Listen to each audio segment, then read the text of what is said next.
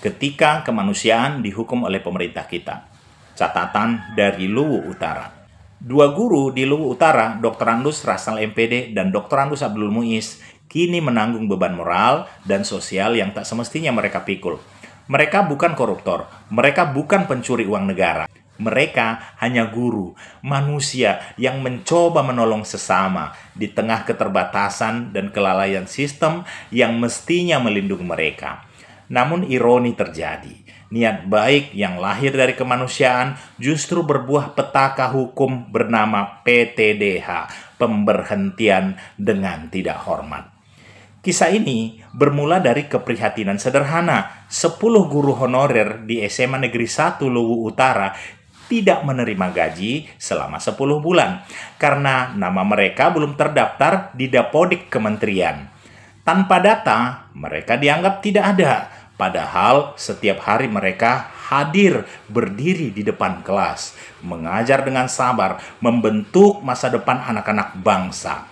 Tapi bagi sistem, mereka hanya entry kosong, tidak tertulis namanya. Dan dalam lembar data tidak berhak menerima honor dari dana BOS. Dari sinilah nurani para guru dan kepala sekolah itu bekerja. Mereka menggelar rapat dengan komite sekolah dan atas kesepakatan bersama, setiap orang tua siswa yang mampu diminta menyumbang sebesar Rp20.000 per orang tua. Sebuah iuran sukarela untuk membantu para guru yang terzalimi oleh data kependidikan, data kementerian yang lamban diperbarui itu. Tidak ada paksaan, tidak ada pemotongan liar, tidak ada permainan anggaran, hanya empati yang diwujudkan dalam tindakan sederhana, gotong royong sesuai konstitusi bangsa ini. Namun, seperti banyak kisah tragis di negeri ini, kebaikan ini justru diubah menjadi sebuah tuduhan. Sebuah LSM melaporkan dugaan pungli ke polisi. 2 guru ditetapkan tersangka. Pengadilan Tipikor Makassar memutuskan mereka tidak bersalah. Tapi jaksa mengajukan kasasi dan Mahkamah Agung akhirnya menjatuhkan vonis 1 tahun penjara. Ironisnya, setelah bebas, bukannya dipulihkan, mereka justru dipukul lebih keras, diberhentikan dengan tidak hormat oleh pemerintah provinsi. Hukum berjalan, katanya. Tapi hukum seperti apa yang menutup mata terhadap niat, terhadap konteks, dan terhadap kemanusiaan? Jika empati bisa dijadikan pasal, maka bangsa ini sedang mengadili moralitasnya sendiri. Mari kita jujur, kesalahan terbesar bukan pada 2 guru itu. Kesalahan terbesar ada pada negara, pada sistem pendidikan kita, pada sistem data pendidikan yang membiarkan guru honorer hidup di ambang kemiskinan, menggantungkan nasib pada data Dapodik, dan menunggu belas kasihan birokrasi. Miris, bagaimana mungkin guru yang digaji 300.000 per bulan dianggap bisa hidup layak, apalagi mengajar dengan tenang.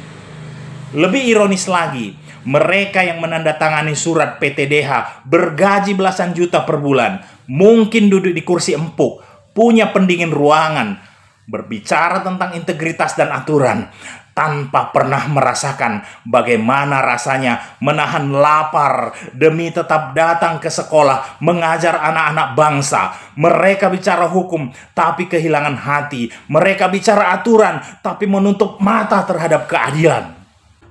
Apa artinya pendidikan jika tidak melahirkan empati? Apa gunanya hukum jika membungkam kemanusiaan? Apakah keadilan kini hanya berlaku bagi mereka yang punya kekuasaan dan akses pada sistem?